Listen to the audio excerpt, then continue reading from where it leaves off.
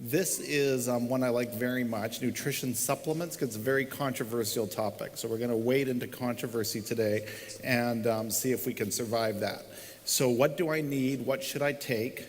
How many, so just briefly again, because I should, broad informational topics, what we're doing here.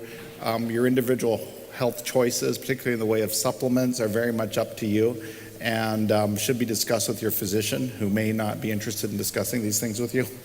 But it's a very cool topic, and I think starting with a solid basis for micronutrients and what supplements may have to offer us is an excellent use of our time this morning. People have been asking about obtaining the slides and notes and things of that nature. They're not available in advance because the programs kind of finish in the hours before the programs start, but I will make these available through my website. So for those people who are interested, it's heartdrjim.com, just like this. If you go to the website, you'll be prompted here to enter your email address, and if you choose to do so, that subscribes you to an email newsletter, and I'm going to say through that newsletter when these things are available and how to see them. So it's going to have access. It'll be a few weeks, but it is coming, so it'll be available to you, so you don't have to take panic notes now. And I'd say just kind of sit back and enjoy and sort of drink it in, and you have a chance to look at those slides and listen to the talks in a lot of detail later on down the road. So why do we discuss supplements? In my mind, they're fascinating. Inspiration to improve our diets, to obtain nutrients that we might think we need through supplements, and potential for benefit from nutritional supplements. All of these reasons. How many people here have Costco memberships? Lots of people shopping at Costco. Have you noticed the supplement section at Costco? Ours is spectacular. I just went through and I took pictures of some of the things that were available at Costco. You can get a multivitamin, a mature multi if you're mature. You can get a women's formula multivitamin, which might be better than one of the more generic versions. Again, more women's versions, which may be better or worse. You can get a super B vitamin complex, not too expensive. Slow niacin, which may be better than fast niacin. If you know the difference between slow and fast, you're doing better than most people. Vitamin C, and you can get vitamin C with rose hips if that's to benefit you, all available at Costco. Vitamin D, not too cheap. We've heard lots of good things about vitamin D. Maybe we should be buying that one. Vitamin E, look at that. We've heard that's a strong antioxidant. Maybe we should be taking more of that. Calcium, everyone's heard that's good for your bones. You can buy extra at Costco. There's magnesium.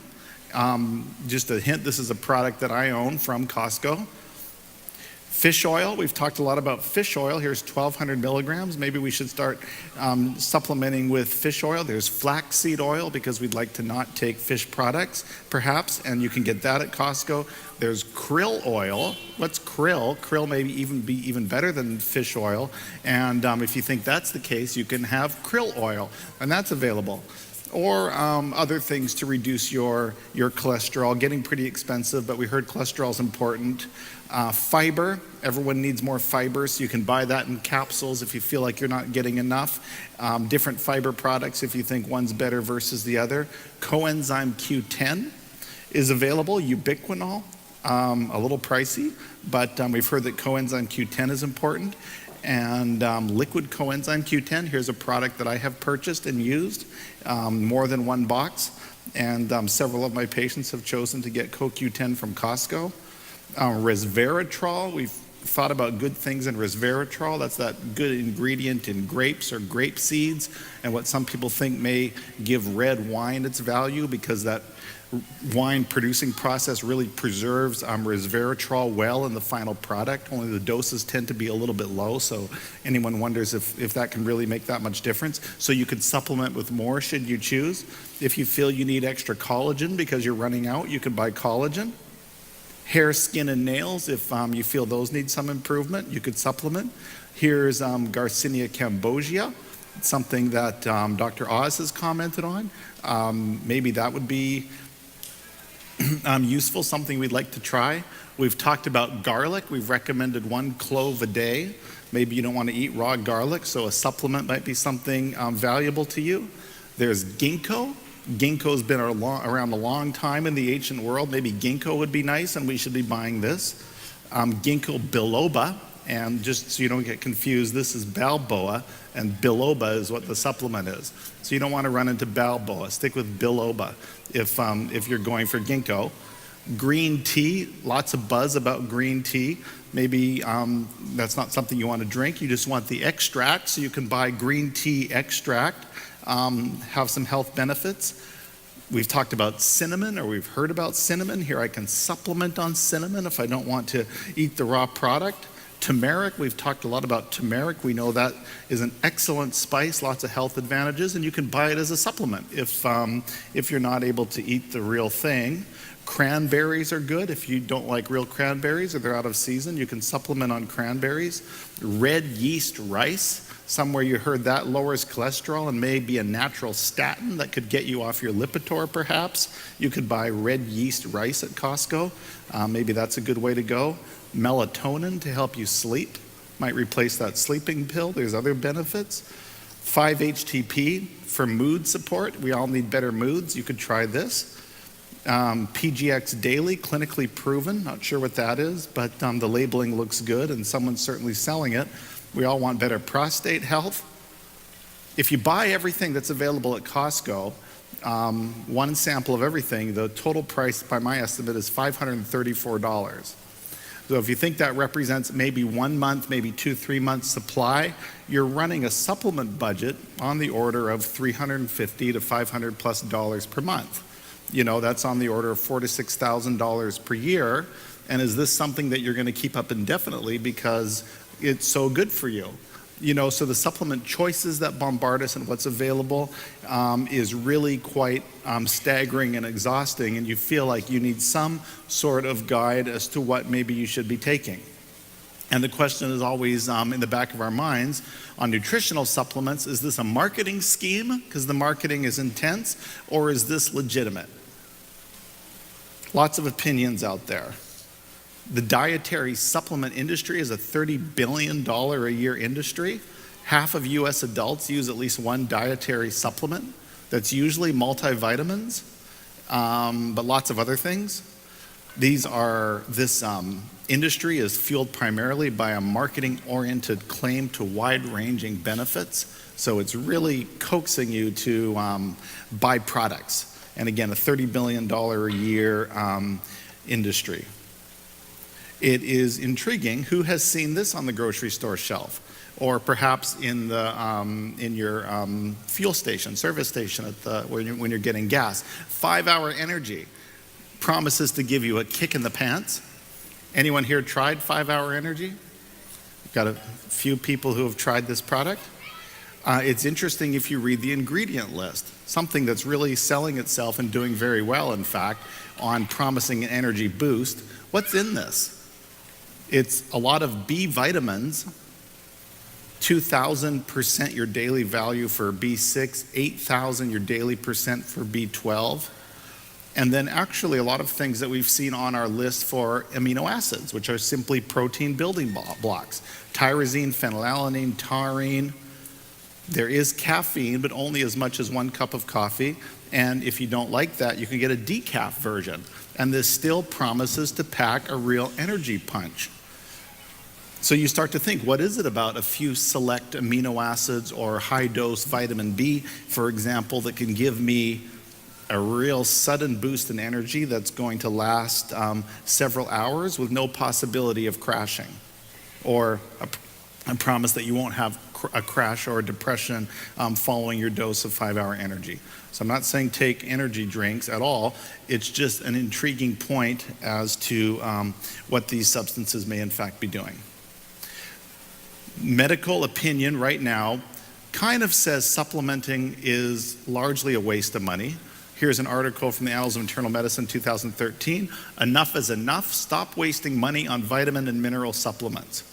Overall, supplementing the diet of well-nourished adults with most mineral and vitamin supplements has no clear benefit and might even be harmful. And Many physicians have exactly that opinion, and they're somewhat justified in having it. Dr.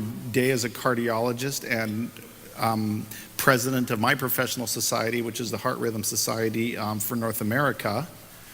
And in the spirit of full disclosure, he says, I used to take a multivitamin and fish oil.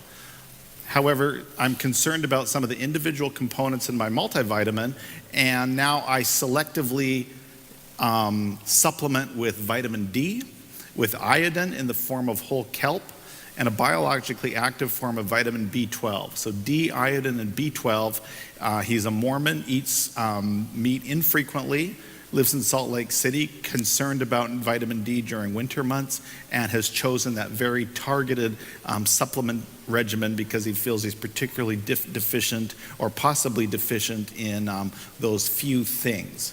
And that's certainly an approach we can take. In defense of supplements, here's a very outspoken person and somewhat of an authority who tends to echo my own feeling on this topic. Says there's in fact many proven benefits for low-dose vitamins: boosting the immune system, increased glucose tolerance, improved energy level, cognition, mental alertness, athletic performance, and that's already scientifically demonstrated to the satisfaction of the very stringent European Food and Safety Authority. Scientists have concluded that people don't need extra supplements because they get everything they need from food. This would be correct if we grew organic fruit and vegetables in our own backyards on highly fertile organic soil, and if we reared the free-range animals or fish we regularly ate in organic and non-polluted conditions. It's, a bit of a stretch as to how we can obtain the vitamins and nutrients from fruits and vegetables by using what's commercially available to us. I tend to agree. So modern, intensely farmed food has a fraction of the nutrients it once did. Most of today's fruits and vegetables are laden with fertilizers and pesticides, which have a deleterious effect on human health. The latest research shows that our highly processed and over-fertilized food is itself causing epidemics in diabetes and Alzheimer's disease. She says vitamins are necessary to counteract the damage that industrialization has wreaked upon food. So some strong opinions kind of in both directions. Here's an interesting study that was published just this year, a very recent result. After devastating flooding in Alberta, Canada, June of 2013, you'll remember that 56 adults received nutrition supplements as part of a study. So these people are living through a natural disaster.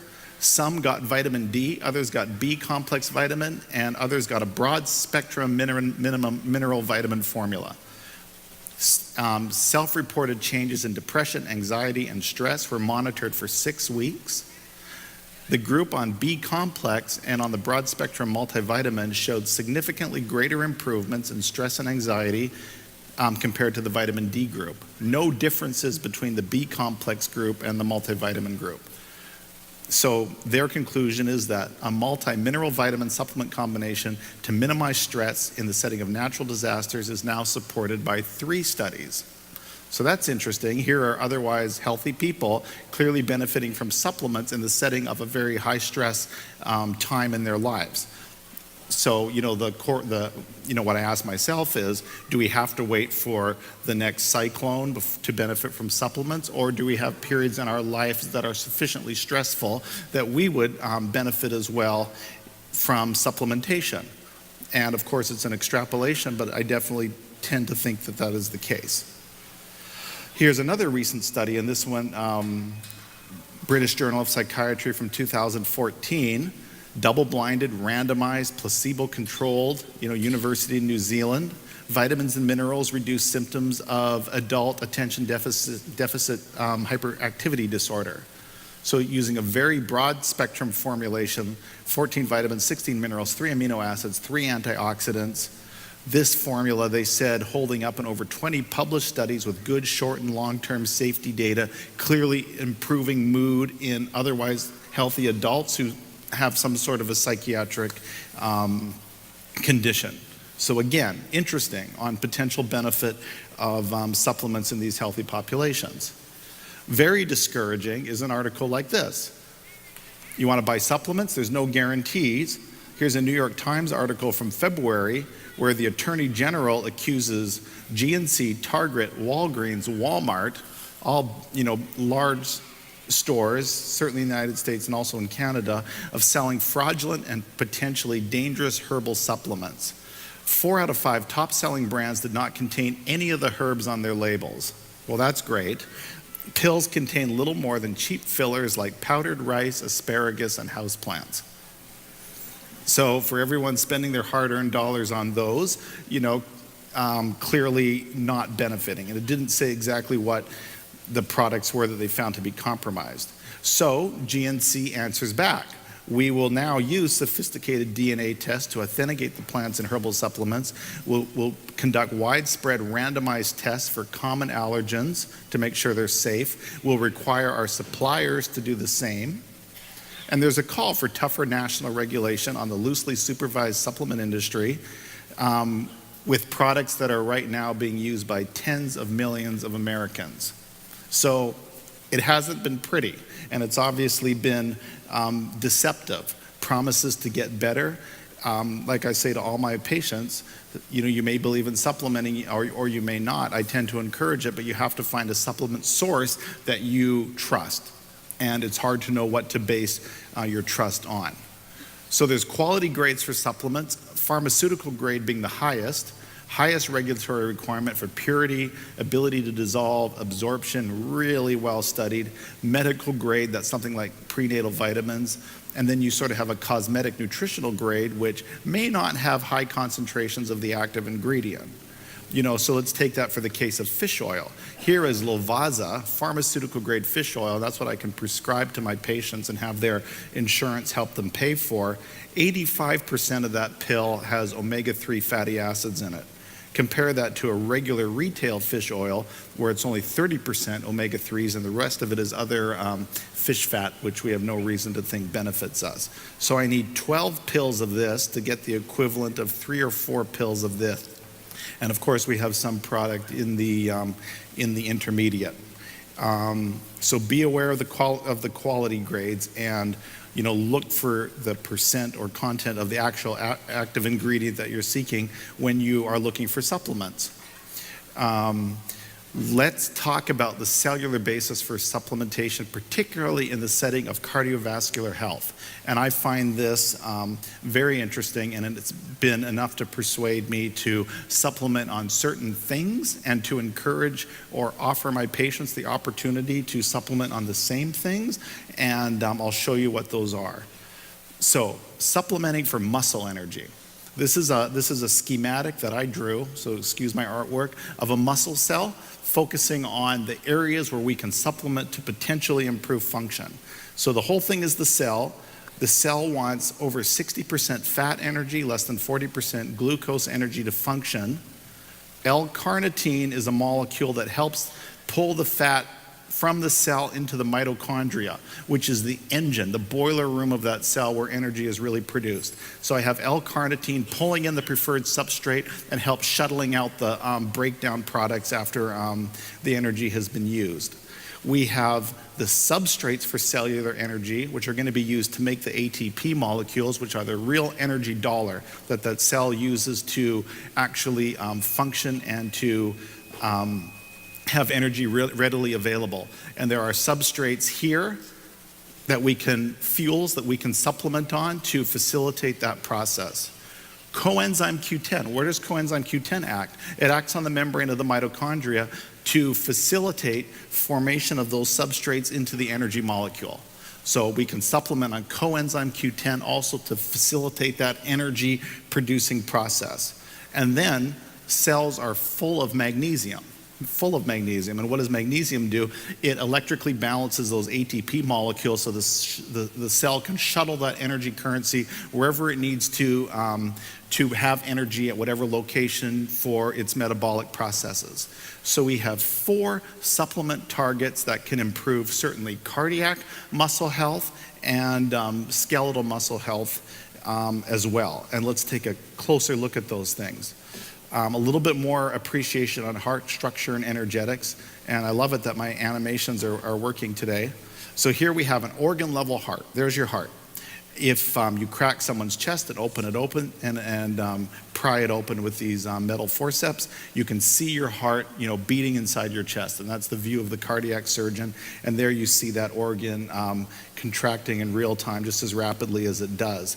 We know the microstructure of that is these bands of muscle cells. They're collected in fibers, and each of those small fibers is in fact a cell that's undergoing this contraction process. In clusters of cells, it moves like this, and this is in real time, just as your heart is beating. And what it really is the individual cells all together contracting in unison in a synchronized fashion to generate that overall heart pumping ability. And we think our heart does this 100,000 times a day on average. It's got to keep that up for your entire life. You tend to think anything you can do to make that process easier would tend to benefit you. So let's just appreciate the level of function we're dealing with. We said in the cell are these engines, and there's several engines, and they're called the mitochondria, and that's actually where the energy currency for that contraction process is produced. So 5,000 of these mitochondria per heart cell, it's 35% of this heart cell volume, produces 90% of the energy, produces ATP, and when ATP is burned as fuel, it regenerates it so you can use it again. So we're going to focus on mitochondrial health. These are very interesting structures. They contain their own DNA, and they have created themselves, and they're by their own, or they're responsible for their own generation in your cells, and they completely regulate their own processes with their own DNA. Interestingly, all the DNA for your mitochondria you have inherited from your mother. So your dad may look like a Chevy, you may look like a Chevy, you may feel like a Chevy, act like a Chevy. If your mother's a Honda, it's a Honda engine that's under your hood. So just so you know, okay? So interestingly, the DNA in your mitochondria are relatively unprotected. So they're vulnerable to damage from free radicals and oxidative stress. And if they damage over time, that's going to degrade the function of the mitochondria or your engines. Your engines are going to start to fail at the cellular level. So the mitochondria require a high level of antioxidant production or antioxidant protection. So a few more basics. The mitochondria health requires respiration, requires oxygen, produces carbon dioxide and water. That's why we breathe and that's why we pee. Very efficient energy process, but every time 2 to 5% of oxygen is not efficiently used but becomes a toxic free radical. And those toxic free radicals are overproduced during disease states and stress. They can damage your mitochondria, and the damage eventually begins to corrupt genetic information. Mitochondrial damage has been proposed to be the real reason why we age and die prematurely. And there are demonstrations that there's extensive premature cell death as a major cause of unexplained congestive heart failure. And that's very interesting in my specialty. And this can be seen particularly in women in their 7th and 8th decade.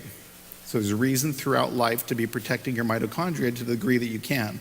So we can think about dietary and supplemental antioxidants for this reason, to protect the DNA from free radical function, from free radical damage, to preserve mitochondrial function, to preserve cellular function and lifespan, to preserve your function and lifespan.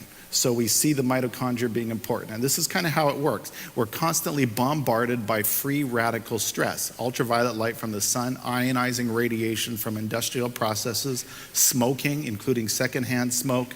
There's air pollution, your own white blood cells fighting infection and inflammation, and your own mitochondrial engines not burning completely efficiently and generating a few toxic metabolites of their own. You know, in our longevity talk, we'll see that one of the rules of the centenarians is eat until you're 80% full. Why? Because you don't want your engines running hotter than they need to run. So if you really are full, when you feel 80% full, stop eating, because whatever else you eat, your engines are going to have to burn, and by burning, they're going to run hotter, longer, and generate more free radicals, which over your lifespan are going to add up, start to encroach on your lifespan.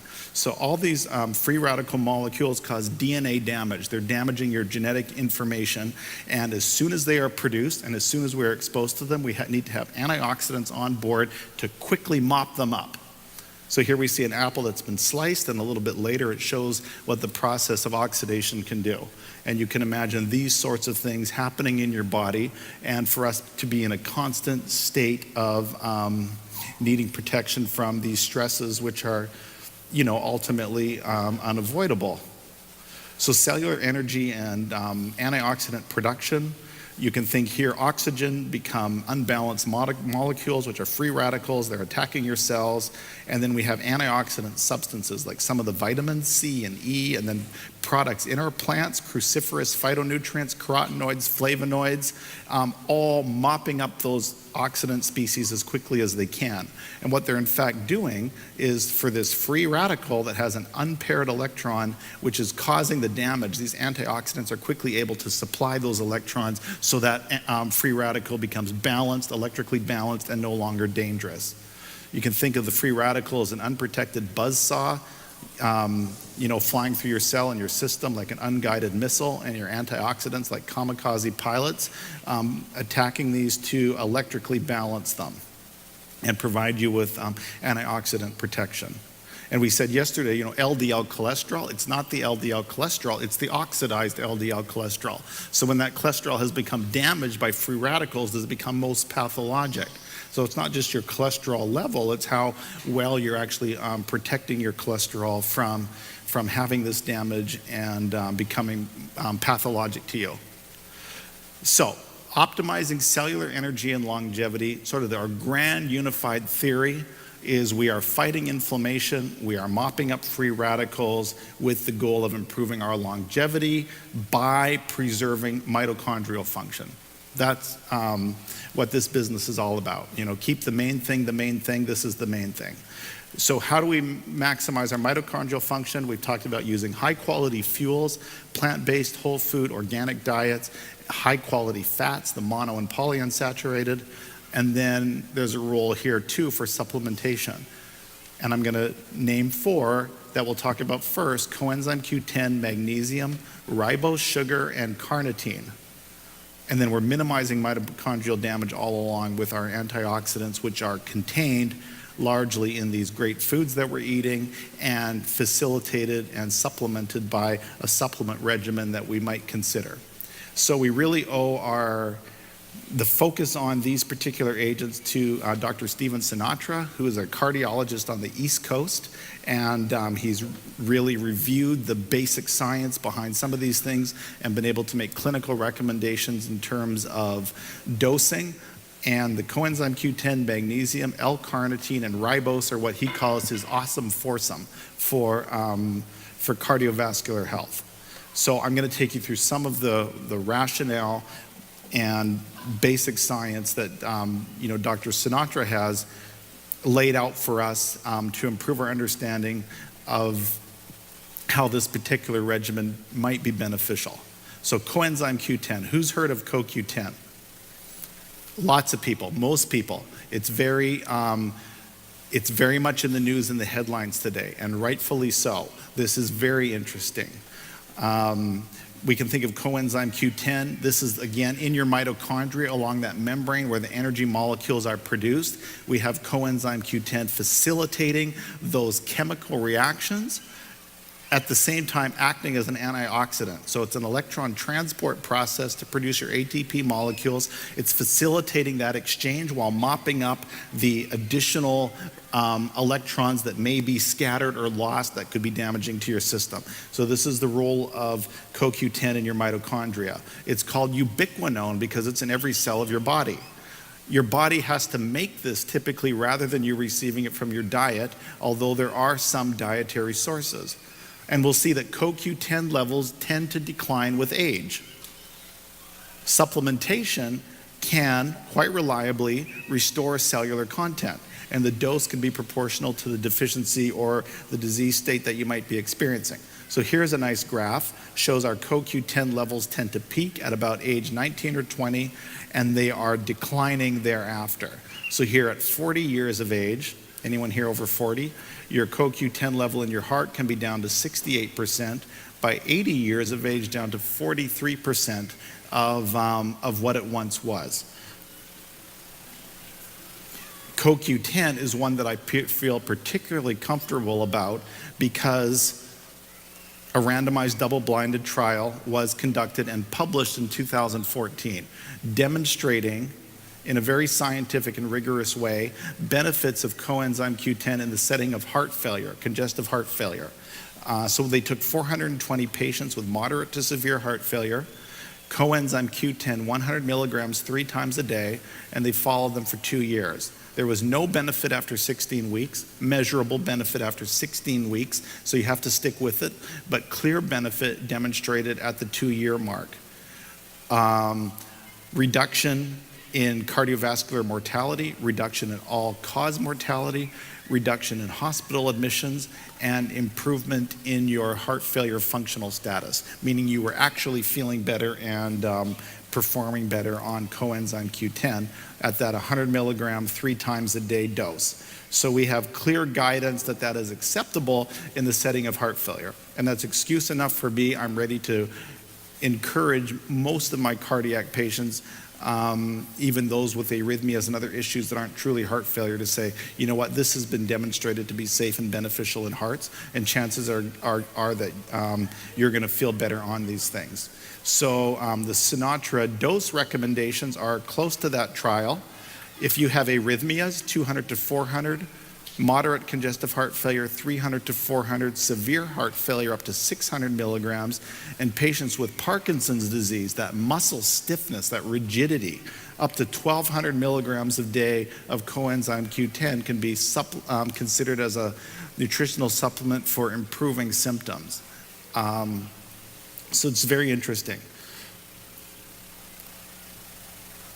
So let's move on now from coenzyme Q10. I'm going to come back and summarize these at the end, but supplement essentials for the heart. Magnesium. What's magnesium? Magnesium is an element in your periodic table. It's kind of a metal.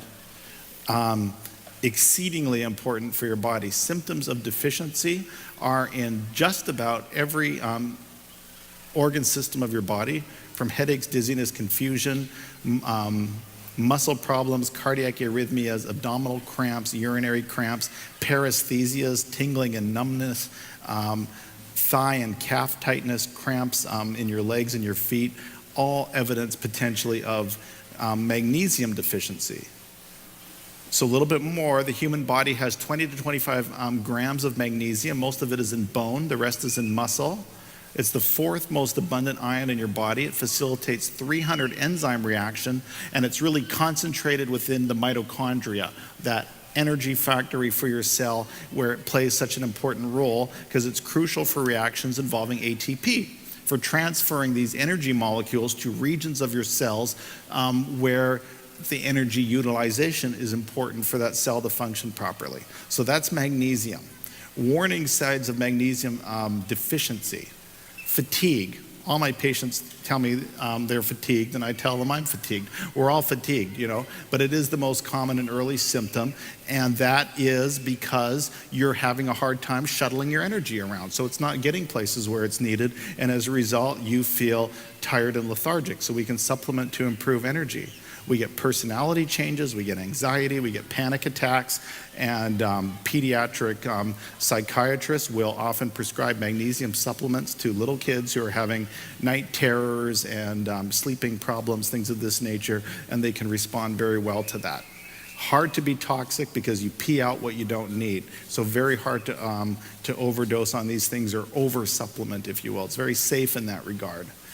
For arrhythmias, very quieting electrically in the heart. So I'm having all of my patients who are able with atrial fibrillation or ventricular arrhythmias or history of sudden death to be supplementing with magnesium.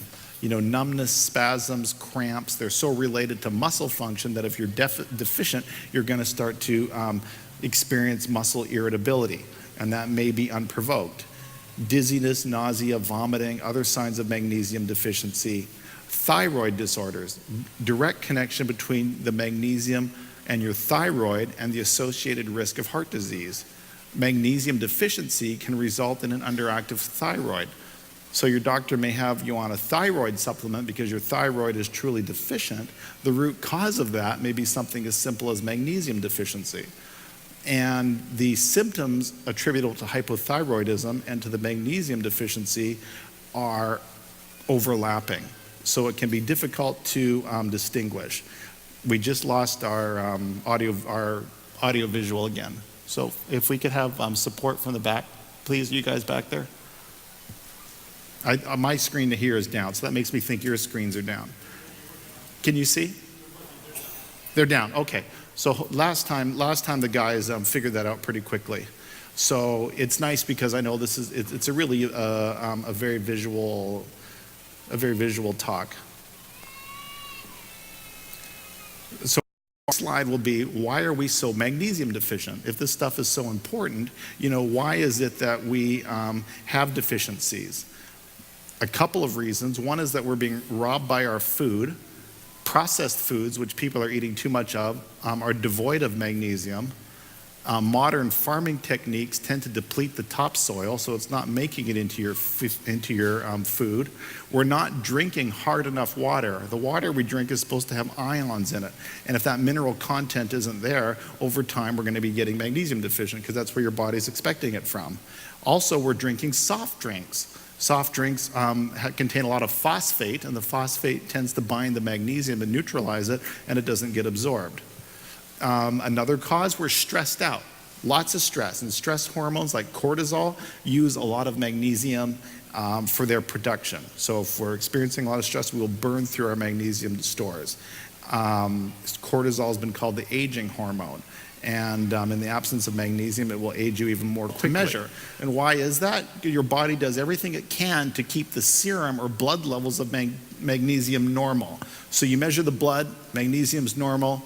That doesn't mean you're not magnesium deficient. Your tissues could be profoundly deficient, propping up this serum level, which is not at all reflective of what's going on throughout your body. So a normal serum magnesium level may give a false sense of security about the status of the mineral in your body and explains why magnesium deficiency often goes unrecognized.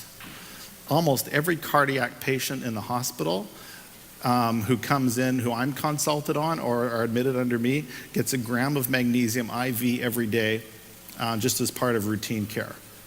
You can measure levels with red blood cell tests should you choose. These aren't readily available, and I've never in fact used one. So magnesium is a supplement that I recommend to just about anybody who is seeing me as a patient because the benefits are so many and the deficiency is so common and the laboratory measures are so meaningless. We can eat magnesium-rich foods provided they are in fact rich in magnesium as they're supposed to be, and we can supplement. Magnesium gluconate is what is preferred, because it's absorbed so well. The one to avoid is magnesium oxide. If you buy a supplement of magnesium oxide, this is the worst absorbed. Very interestingly, that's the only thing on my hospital formulary that I can order in pill form for admitted patients is magnesium oxide. And it's in fact the worst one. You can get ionic magnesium drops. You can put magnesium on your skin, and you can soak in Epsom salt bath. So the magnesium can come to you in different ways. For most of us, it's oral supplementation, and a magnesium gluconate or citrate is best. Next topic, supplement essentials. What about ATP? We want to increase our ATP levels, so we're flooding the market with dollars or energy currency to give ourselves the best chance of being energetic. A little bit more cellular basics. This is an ATP molecule. Breaking this is what actually produces the energy that you use. Part of that ATP molecule is a 5-carbon sugar called ribose, and ribose is very limited in your body. Think about ATP. Heart contains 700 milligrams of ATP. That is enough for 10 heartbeats at 60 beats a minute. So you cycle through that sitting here every 10 beats. Your heart is recycling your ATP pool 10,000 times per day. So it's a busy economy with limited currency. And we think that diseased hearts in times of stress or, acute conditions, ATP consumption is going to exceed restoration. the recycling process becomes somewhat dysfunctional, and the ADP, some of the substrate, will actually leak from your cells leading to additional limitations in your reserve. So some of our illness process, I think, is attributable, once your body is recovering, is the time it requires just for your body to rebuild energy currency, and it is potentially possible for us to hasten that process along. So glucose is the sugar we're familiar with. That's a 6-carbon sugar. It can give you obesity. Ribose is a 5-carbon sugar. It's a structural sugar. It's not an energy source. It won't make you fat.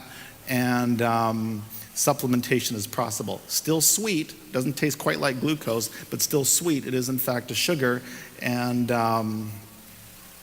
has a very different role. So we can supplement with D-ribose powder. And this is one thing I've actually taken the step of supplementing on. We can say ribose is minimally present in foods. It's high in red meat, particularly veal. I'm not tempted. Ribose availability limits cellular energy. Ribose cannot be stored in cells. The cells have to make ribose when they need it. Ribose synthesis occurs slowly. If you take it as a supplement, it is said to be quickly and easily absorbed from the gut. Over 90% of the supplement dose is absorbed, and virtually all that is absorbed is utilized. Sounds like something to consider. So 5 grams of ribose, recommendation for someone who's healthy, is a little spoonful about like this. Heart failure patients, up to 15 grams of ribose would be 3 times that amount. Still very small quantities. It tastes sweet, but it's not going to make you fat or upset your diabetes, because it's a structural sugar rather than an energy sugar. The dose is recommended by Sinatra. Healthy living, 5 grams, and that's what I'm experimenting with right now. And you can see, as you develop heart conditions, chronic fatigue, fibromyalgia, and in pro athletes who are really taxing their bodies, even higher supplement doses can be recommended. Probably pretty harmless stuff with potential for important benefit. Last one, L-carnitine. What is carnitine? It's the addition of 2 amino acids. Very interesting. L-carnitine plays a role in the cell, like we said, of moving fatty acids into the mitochondria to be used as energy and moving out the waste products. Gives you energy efficiency in low oxygen states. Very synergistic with your CoQ10 and ribose. And the heart can be very responsive to focused supplementation at times of stress. Really revives the fatty acid metabolism, invigorates mitochondrial function, and can help your heart acutely. Carnitine is carnivore. It's available in meats. Vegan diets and vegetarian diets can be quite low.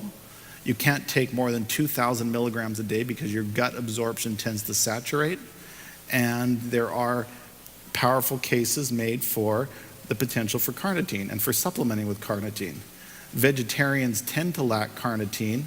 There are a few good vegetarian sources of carnitine. That wonderful avocado shows up again. And if you're not quite a vegan, cottage cheese can contain a fair amount. Tempeh, if we're going to use the fermented soy product, which can be beneficial for other reasons. So there are ways to get this. And I think we should very deliberately in our body and in our planning our diets go for including some of those sources. And again, in the setting of a heart disease, L-carnitine supplementation promises to improve angina or chest pain, improve the setting of a myocardial infarction or recent heart attack. It can be good in heart failure when there's chamber dilatation and that pump is struggling to recover function, and it can be electrically quieting in the setting of arrhythmias. Sounds good. Sounds very interesting. What the research and journals are kind of full of right now is this. Dietary L-carnitine promotes atherosclerosis and renal fibrosis. And the argument is this: when you get carnitine where it's plentiful from meat sources, when you eat those meat, your gut bacteria are going to change in response to the meat, and those revised gut bacteria are going to produce this oxygen called TMAO. TMAO, produced by the bacteria that result from you eating meat, will then accelerate the atherosclerotic process and predispose you to renal fibrosis. They studied vegetarians, even vegetarians who they'd give a single serving of meat to. And they found those people had much lower levels of the TMAO than regular meat eaters due to lower levels of the intestinal bacteria that were responsible for converting carnitine in the food to that TMAO substance. Very interesting on the role of bacteria. Given that this is a hot topic, when I provide supplement lists to patients, I tell them L-carnitine is for vegetarians. So if you're vegetarians, or you can really promise me you eat meat only very occasionally, then you can consider it. Otherwise, I really do discourage anyone from trying it. So this is our cardiovascular awesome foursome, which has good potential to benefit cardiovascular health and also muscle function throughout our bodies. The doses that Sinatra recommends look like this. If you are otherwise healthy, coenzyme Q10 100 to 150, magnesium 400, D-ribose 5, a gram of fish oil, and then as the cardiac conditions come along, or even diabetes, those doses tend to move. They tend to get higher in terms of what's recommended. So, reading his testimony and now having experience with my own patients where I have offered offered coenzyme Q10 to patients with atrial fibrillation who I'd scheduled for ablation procedures, and they call in a few weeks and cancel their ablation procedures because atrial fibrillation isn't bothering them anymore because they started coenzyme Q10. Those things start to convince you. Or you get the heart failure patient, really severe biventricular failure, like this, it's not good. And they come back and they say, I left your office with your list. I went to to the supplement store. I spent $300. And wow, I'm feeling better. You do hear those stories, and it's those anecdotal instances that do tend to convince us and leaves me thinking this is something I should at least be making available to people to consider as a supplement, with the caveat that carnitine, please avoid it if you eat meat in any kind of significant quantities. Warn everybody, this is not approved right now by the FDA. It's not evaluated by the FDA. These aren't the recommendations of the American Heart Association, Heart Rhythm Society, American College of Physicians. Nobody's pushing this. The rationale seems good. Certain cardiologists believe. I've had my own good experiences. I'll make it available to you. And many of our patients do still bite at that opportunity. When you're that ill, sometimes it's like, maybe we should just pull out all the stops and see what we can accomplish. You don't want to scare anyone, but I believe the rationale is good, and we've definitely seen impressive examples of success. So, in the setting of full disclosure, my supplement regimen, patients always ask me, what do you actually do? You're telling us all this stuff. I do supplement on a multivitamin. Here's my magnesium, here's my L-carnitine, here's my ribose powder. I don't have the CoQ10 on here because I ran out and forgot to put it in. But, I really have this stuff at home, and I'm really taking it, including this morning, just to let you know. The thing we've not talked about here is this recommendation for a multivitamin. Should you have a good multivitamin? Sinatra tends to believe yes. I tend to encourage yes, unless you're motivated enough to do that targeted supplementation. Are you going to pick the individual molecules that you're going to be supplementing with, in the way that Dr. John Day is doing? I think a multivitamin is a safe enough approximation to that, and probably does stand to give us some benefit as adjuncts to everything else that we're working on. So it brings us to a question of multivitamins: what, why, and how much. And this is a topic I've explored really for my own interest.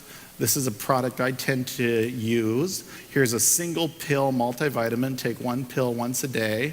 Or you can think about a comprehensive supplement strategy where every day you're supposed to take a strip of 5 pills, that daily multivitamin here being one of those, and then I have all these extra things that are supposed to be good for me.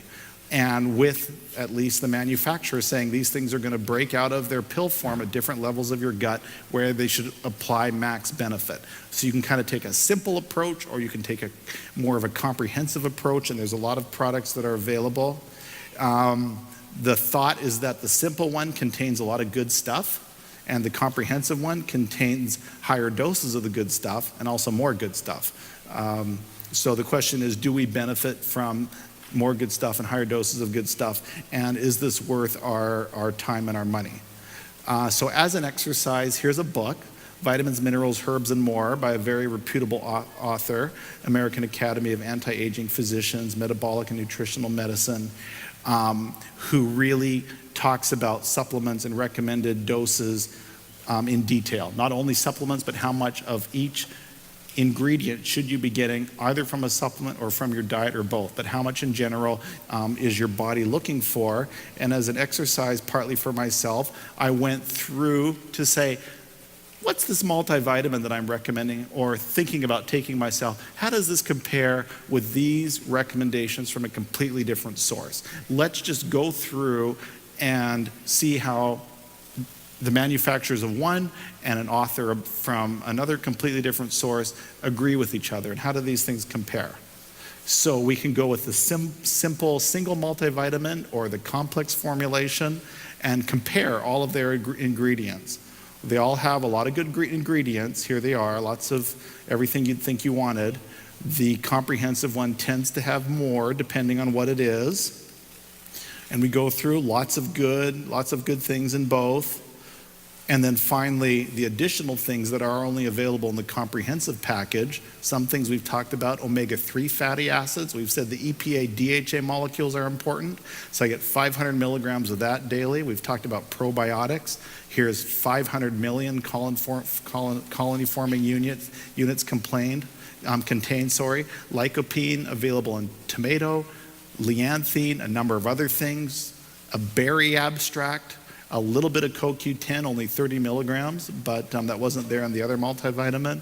And then N-acetylcysteine, 50 milligrams, which is a very strong antioxidant. Good rationale for this stuff. You just wonder if you'll benefit. This is what we're hoping happens, that all the goodness in the fruits and vegetables that we need are somehow getting translated into the vitamins that we would like to supplement on or are considering supplementing on.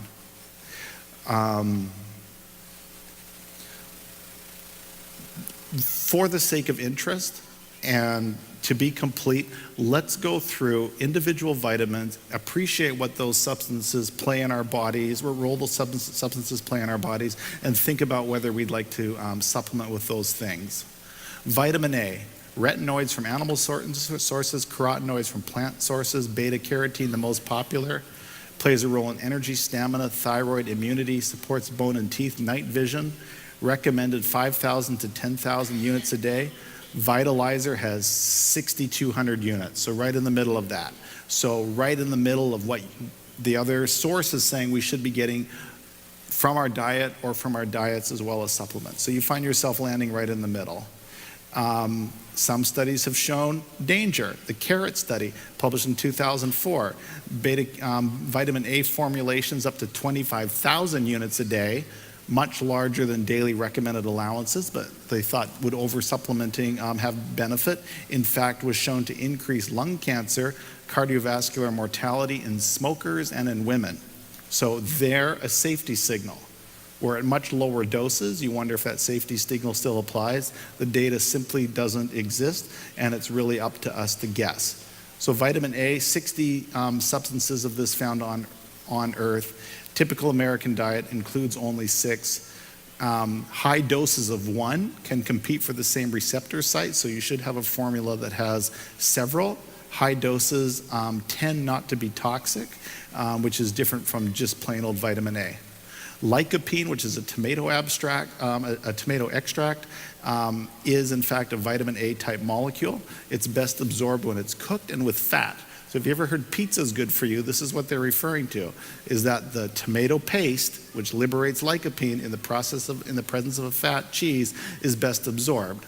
I'm not saying pizza is great for you in general, but it does have that unique ability to help you absorb lycopene, which is very interesting. Recommended 5 to 20 milligrams a day. Our vitamin provides us with 5. So within the goalposts. Interesting, lycopene, mostly tomato. Look at this, pizza sauce, ketchup, tomato soup, tomato sauce, tomato paste, tomato juice. Just plain old tomato contains a lot of lycopene. What's right in the middle of all that? Watermelon. Watermelon. We have a unique role for watermelon. Did you go to the watermelon feast? You should have gone to the watermelon feast. Why? You can go on purpose next time. You're going for lycopene. It's uniquely present in watermelon, surrounded by all the tomato products. Most benefit: prostate cancer, heart disease, skin health, anti-aging. Some evidence for breast cancer, ovarian cancer, osteoporosis. Good reason to include lycopene in your diet. Tomato paste and watermelon. We can think about marigold flower extracts. They're contained in the retina of your eye, helps absorb light, free radical production. Recommended is 6 to 12 milligrams daily of this particular substance. Our Vitalizer striking on the low end of what would be recommended. Nice to know that it at least has it. An alpha carotene, another substance they're providing for us, is a vitamin A type substance. Has roles in energy, stamina, thyroid function, immunity. Vitalizer providing you with a very low dose. Daily recommended value is not provided for us. Vitamin C. There is no biosynthesis. This is only from foods or supplements. Vitamin C is fantastic in all the things it does for us. Connective tissue synthesis, bolstering your immune function, regenerating antioxidants. When your antioxidants are consumed, vitamin C replenishes them, gets them out on the battle line again. Improves your cholesterol profile. A vasodilator, nitric oxide, and tyrosine metabolism. Gives you your feel-good hormones like dopamine and L-DOPA. Enters your cells with the same path as glucose. So it's competing for glucose with entry into your cell, and glucose tends to win, creating a vitamin C deficiency, and the recommendation is that diabetics in particular should supplement with vitamin C. We recommend 500 to 2,500 milligrams a day. It's water soluble, so you're not going to be able to overdose on this. Our vitamin is providing us with 500 milligrams, right on the lower edge of what's in fact recommended. Vitamin D, vitamin D3 is the usable form. It's in red meats and fish. It's converted on your skin when you expose your skin to sunlight. Just 10 to 15 minutes several times a day is plenty. And lots of benefit. Calcium absorption, cardiovascular disease, very important for vitamin D. Diabetes, depression, migraine, some cancer, some anti-inflammatory. There was an abstract presented at the American Heart Association, and I spoke to the author. He's very convincing. 10,000 units per day in the setting of heart failure. Proven benefit, not yet in full publication, but in abstract form and coming to us. So I'm now recommending to my patients with severe heart failure that they use high-dose vitamin D as part of their regimens to turn that around. Daily recommended is less than 1,000. Our vitamin is giving us 1,200, so a nice dose coming from the multi. Vitamin E. What is vitamin E? Most importantly, it's a major antioxidant. So it is mopping up free radicals as they hit us, probably as much, if not more, than any other substance in your body. Recommended doses, 100 to 400 international units a day. Our vitamin striking right in the middle of that, and profoundly important. We can get this also from our plant sources. And look at this. What's high in vitamin E? It's sunflower seeds. You know, we have those on our salad bar at work, and you can sprinkle sunflower seeds on your salad as part of making up your salad, something I do deliberately, particularly and consciously, knowing that I'm bolstering vitamin E, and that has strong antioxidant function. Supplements of vitamin E have been disappointing. Studies of supplements. So your natural foods, as much as you can get them from natural foods, that's always better. Supplements have been, some of the studies have been disappointing. It's present in my multivitamin. Whether that's good for me or not, the jury is a little bit out. Nevertheless, it's there. And that's why someone like Dr. Day would say, I don't trust everything in the multivitamin, so I'm going to substitute selectively on some of those components that I really believe in. And you know, that's a very smart thing to do as well, if you have the energy and time to invest in all of that, sort of individual research. Vitamin K is an underappreciated subject. Vitamin K typically refers to vitamin K1, green leafy vegetables, kale, broccoli, cabbage, these sorts of things. Actually, absorption from our food is quite low. Nevertheless, it occurs. Plays a role in protein binding with calcium, bone mineralization. It decreases vascular calcification, which is going to really protect your heart, lower risk of cardiovascular disease. It aids in blood clotting. Some foods are very high. That tends to be vitamin K1. Our multivitamin only contains vitamin K1. Now we recognize vitamin K2, only present in fermented foods. Some of K1 is converted to K2 in our colon. K2 has unique roles. K2 is distributed from your liver to the rest of your body by LDL cholesterol, the bad cholesterol, here having a good function, transporting vitamin K2 to your tissues where you need it most. Look at all the places where we can get vitamin K2. Goose liver, hard cheese, soft cheese, egg yolk, goose leg, curd cheese, butter, chicken liver, cheddar cheese. You're like, I have other reasons not to eat those things. Look at the top source, natto, fermented soy, sauerkraut, excellent. So there are vegetable sources, particularly in those fermented foods, and that's why we're encouraging people to include some of those fermented foods at least sometimes in their diet. And here's a recent study, the Rotterdam study published in 2013, showing that high vitamin K2 intake promotes cardiovascular health by preventing cardiovascular disease. And that's just super compelling and all the reason I need to recommend that to our patients with heart conditions of almost any nature, but particularly heart failure. So be aware that there are some very recent studies in certain disease states showing that those individual micronutrients can be really beneficial. And if those are true for you or someone worth taking action on. So what is natto? We talked about natto being high in vitamin K2. Natto is this Asian product of fermented soybeans. Stir it so it becomes stickier because that's more nutritious. They say it doesn't taste great, as this guy is probably indicating. It's available in supplement form. Consider supplementing, or certainly something I think that we should be seeking out in our diet and eating quite deliberately for the unique benefits that it can have for us. The vitamin B family, we saw large doses of vitamin B in those 5-hour energy drinks. Makes you think that it's playing a role in cellular energy, and probably it is. Stabilizes brain chemistry. If you're irritable, you're having personality issues, insomnia, it can help. Liver detoxification of estrogen compounds. Heart health for vitamin B1. Healthy immune system, hair and skin. The vitamin B complex has really a large number of roles for us. Vitamin B1 thiamine will go quickly. Memory confusion, fatigue, irritability, weakness, heart energy in particular. Our recommended is 5 to 50 milligrams. Vitalizer on the low end of that, but we are getting a good amount in our multivitamin.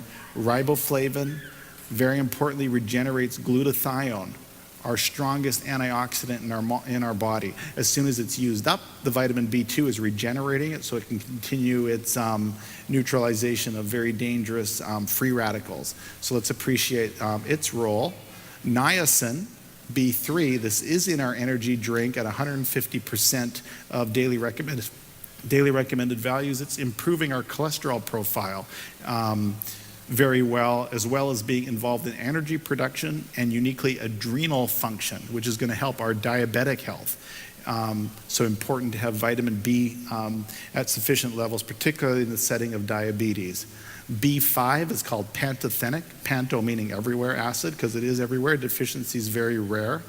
It's going to play a very important role in vitamin D synthesis and in wound healing.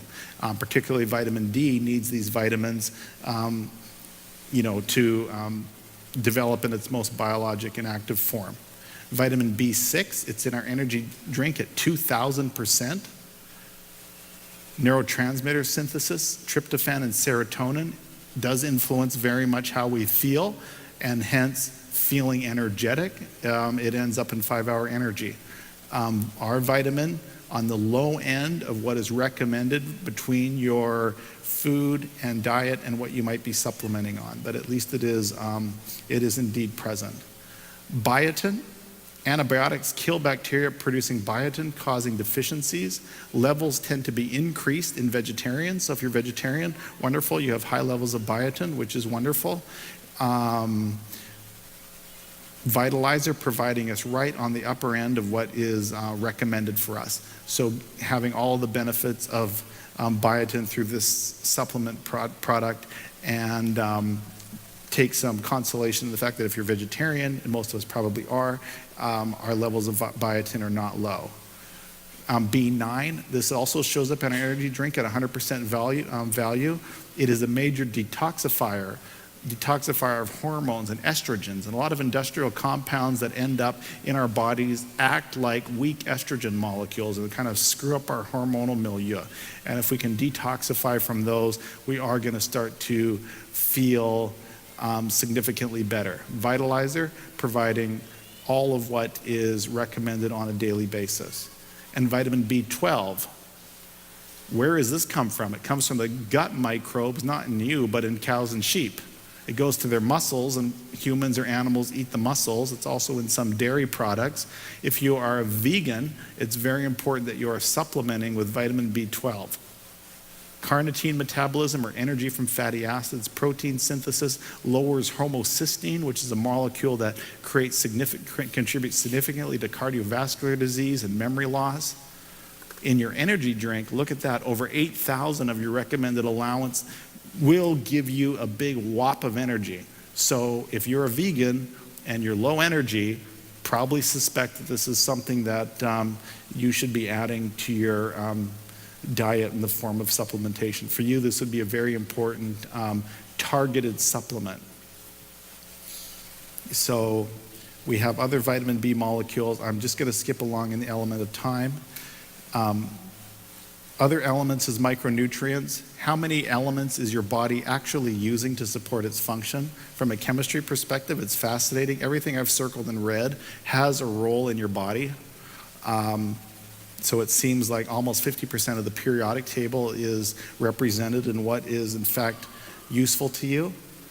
We know calcium, max absorption, 500 milligrams at a time, important in bones and teeth.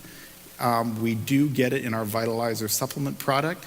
You have to be very cautious about low quality supplements. There's a warning that low grade products may be contaminated with lead, mercury, arsenic, aluminum, cadmium. Heavy metals that are toxic to you have been known to show up in poor sources of supplemental calcium. So buyer beware, be very careful. I mean, it's almost impossible to know what's in anything, but that has shown to be a problem with calcium. Phosphorus, it's responsible for your match strike. Most American diets are not deficient, and partly because soft drinks tend to contain a lot of phosphorus, and that becomes your supplement source. The Vitalizer does provide you with a low level of phosphorus as supplementation. Important for your bones and teeth, repair of body tissue, lipid metabolism, energy production. It's playing an important role. You probably aren't deficient. Iodine, thyroid hormone function, very important. 2/3 of your iodine is stored in your thyroid. It's added to table salt to prevent deficiency. Sea salt is not rich in iodine, so you're not getting it. Energy production, nerve function, antibacterial, hair and skin growth, recommended daily amounts, higher in pregnancy. Vitalizer providing you exactly what other sources say is recommended, has this volatility, and we actually use iodine as an antibacterial in hospitals. You can do a surgical prep using iodine solutions to completely eradicate everything on the skin so that you're safe to perform surgery. So understanding that it has an antibacterial function in your body is hardly surprising when you have that perspective. What about tin? Did you know you needed tin? And it's an element. Remember the Tin Man from Wizard of Oz? So iodine maintains thyroid gland in the way that tin supports your adrenal glands. Deficiency in tin can cause low adrenal function, can cause left-sided heart failure problems. When tin cans and pans were used, our intake was 10 times higher. Fortunately, tin is available in almost all fruits and vegetables. The content is going to depend on soil conditions to a certain extent, so it's probably unlikely that you're truly deficient. The Vitalizer does provide a 10 microgram daily dose, well below the recommended 1 to 3 milligrams, but at least you are receiving some and hopefully not going deficient. We've talked extensively about magnesium, and magnesium is probably one of our most important elements off of the periodic table. ATP function, nerve and muscle function, heart rhythms, heart health, calmness, sleep, cardiovascular disease, dementia, depression, aggression, stress, attention deficit. Magnesium citrate, gluconate are the best. Magnesium oxide, poorly absorbed. If you take too much magnesium, you'll start to have diarrhea, so you really won't overdose. And when you start to have loose bowel movements, that's your dose limit. So back off from that to where you're comfortable, and that's about where you should sit. Works very well as a laxative for elderly patients. So we can start supplementing with magnesium, and serendipitously, many people do benefit from the laxative function that comes with it. How about zinc? Zinc is interesting. Zinc is important. Very small quantities, overall physical and mental health, cofactor for 100 enzyme reactions. Lots of foods containing zinc, and again, that plant-based whole food diet will hopefully incorporate zinc that we need. 25 to 50 milligrams a day. Vitalizer striking right on the low end of that in providing us with some supplemental zinc. Selenium, this is interesting. This is very interesting. We've mentioned that about 3 times already, that Brazil nuts. A Brazil nut is the best food source of selenium, and selenium is important. People who live in states with low selenium content in their soils found to be 3 times more likely to die of heart disease than people who lived in states with adequate selenium levels. Well, we don't live in any of the states, so maybe we're okay. But selenium is something you have to think about. If you have as your nut source, encourage everybody to have a nut source in their diet, collection of mixed nuts that includes Brazil nuts. So when you're reaching in there, grabbing your handful, at least every couple of days, you're grabbing a Brazil nut, you're in good shape. And it is just exceedingly important. Cancer, DNA repair, recycling vitamin E as an antioxidant, reducing heavy metal toxicity.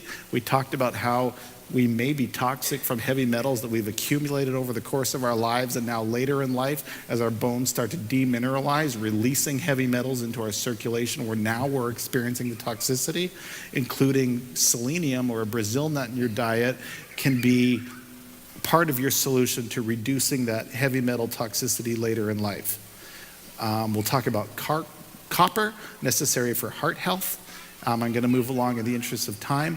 Manganese, Americans eat enough, they don't need to supplement. Be aware that it's very important for vitamin B and C utilization and adrenal health, the health of your adrenal glands. Vitalizer coming in with the lower end of your daily recommended intake of manganese. Chromium improves your blood sugar, improves your cholesterol profile for the retention of calcium, lowers excess cortisol, which is your stress and aging hormone. So these micronutrients we want to have in place and we want to have in our bodies at adequate amounts. 50 to 200 micrograms daily is the overall intake. Vitalizer striking right in the middle of that recommended number for chromium.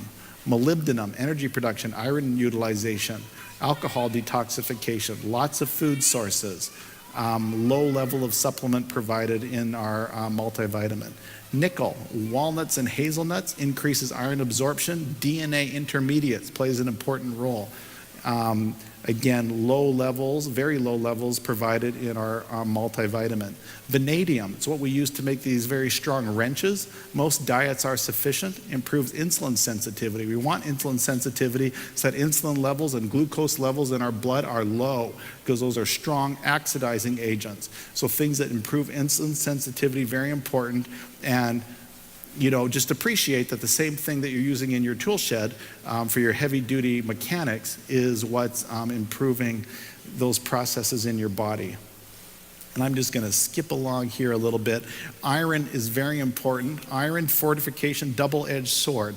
This is what they noticed in Sweden, highest country in the world for fortification in the 1970s. They noticed increased early hemochromatosis, which is an iron overload condition, kills by heart attack and cancer. Iron deficiency is a big problem in the developing world.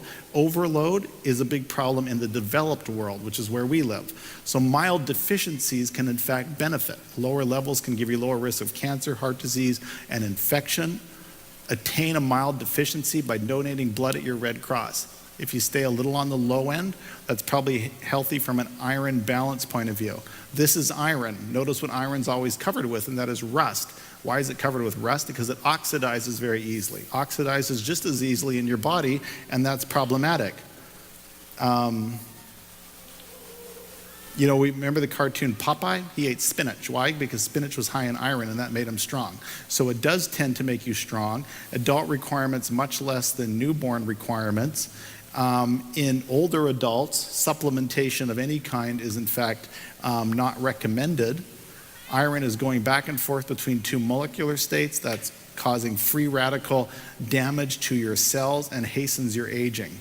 It's how iron carries its oxygen, but it's a potent pro-oxidant and quite dangerous. So being in a slightly deficient state, if anything, is a little bit beneficial. Iron promotes infections, helps bacteria grow, because many bacterial diseases do require iron for their growth. So having low levels of iron in your diet has been shown in certain societies to have lower rates of infection. So you protect yourself by staying on that lower end. So don't run to iron supplementation unless some physician really convinces you that in you it is necessary and important. And I've encouraged many of my patients who come to me on iron supplements to go back to whoever recommended this to you and make them convince you that you really still need it, because your hemoglobin looks good to me, and there's the potential for disease. We have berries in our list of top 8 list of most dense nutritional foods, and in our supplement we have berry extract, known to prevent cancer. At low doses, slows growth of cancer cells. At higher doses, it can trigger apoptosis. Most supplements are probably nonsense. Complete Complex is very effective. 2 grams of seed powder is equivalent to 1 cup of, say, fresh raspberries. And we do have some of this, hopefully a high quality source as part of our supplement regimen. Should be motivation to us to go seek those berries. You know, blueberries, raspberries, strawberries, clean them because they're high for, pesticides potentially, so you got to be very careful, but those have the substances that you need to support very important elements in your health, particularly protecting yourself from the possibility of cancer. We talked a lot about coenzyme Q10.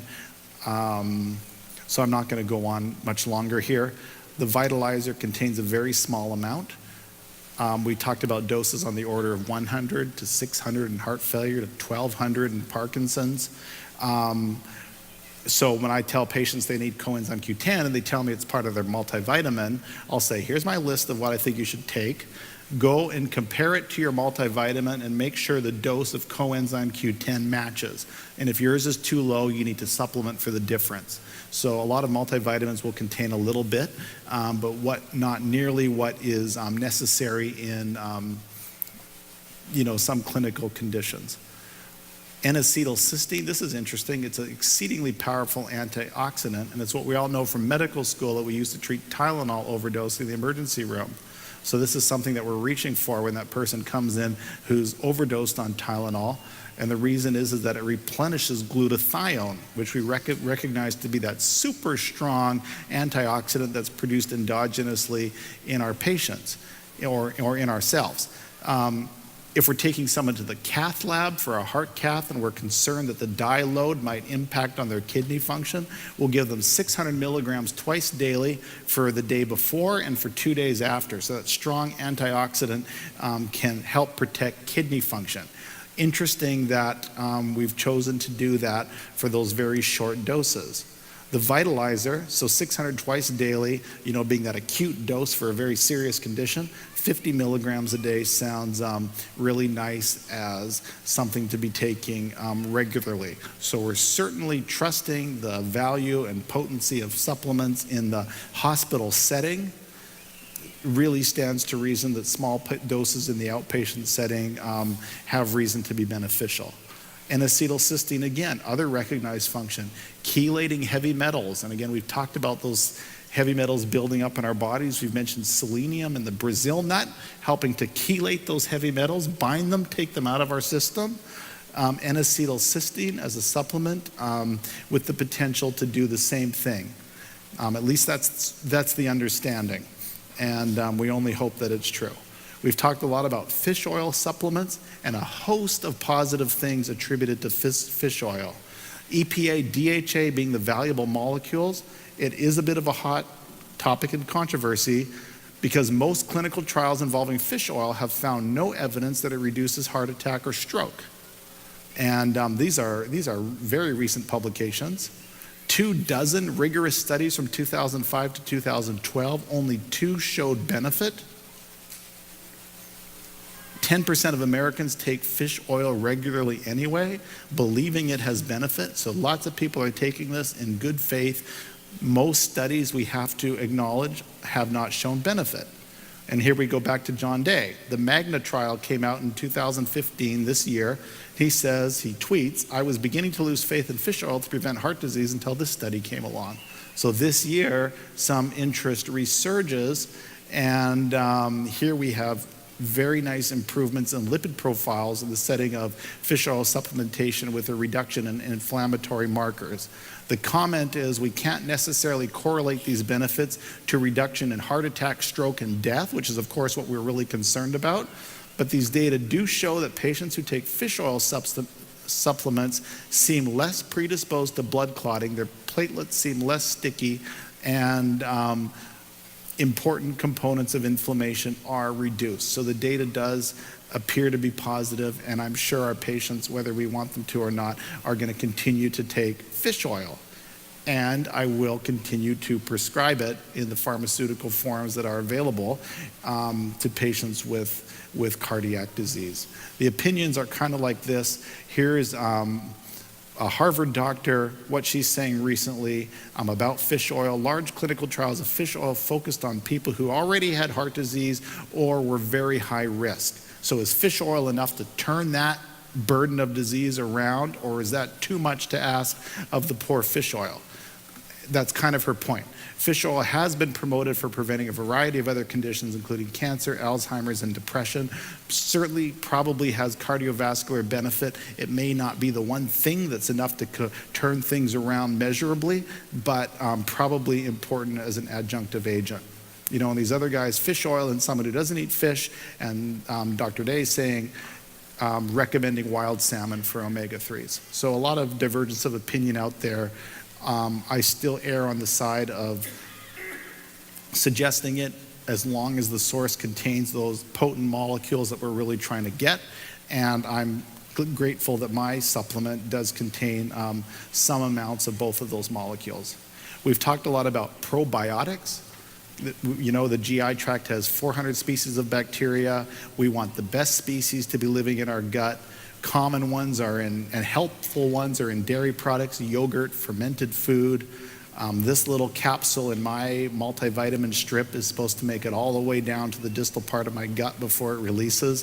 500 million units of bacteria, very beneficial forms into the gut. And you know, we can only hope that these things benefit us. The rationale is great. The studies proving these things are not with us yet. So we are ahead of the data in really recommending these things. There are studies like this one showing that antibiotics, which alter gut flora, can increase your diabetes risk. So the gut flora is important, and messing with it using other drugs can be particularly dangerous.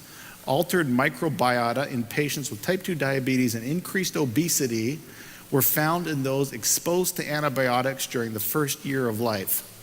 So very early in life, an antibiotic was thought to be necessary, given to the patient, changes their bacterial flora at that very young age. And now later in life, when type 2 diabetes and obesity are present, that early event being seen as culprit in this adult pathology. So let's appreciate just how sensitive these things are and really respect antibiotics. Here is another book that has just recently come out. I haven't had a time to read it in detail, but I'm looking forward to. Health of Your Brain, dictated by the state of your microbiome, those bacteria in your gut. And again, just the importance, that's not surprising since the majority of our serotonin, other neurotransmitters, which our brain uses to function and to feel good in the setting of those hormones, is in fact coming from our gut. And we know that the bacteria in our gut are largely responsible for their production. Then, having another book recognize that that's the case is hardly a stretch. Probiotics, yogurt, sauerkraut. You want an unpasteurized sauerkraut, not what's in most supermarkets, because that kills the helpful bacteria. Fermented soybean paste and miso soup. You'll get that in Japanese restaurants. Soft cheeses shown to deliver bacteria that really do survive until they reach your colon, which is beneficial. Naturally fermented pickles. You might have to make those on your own.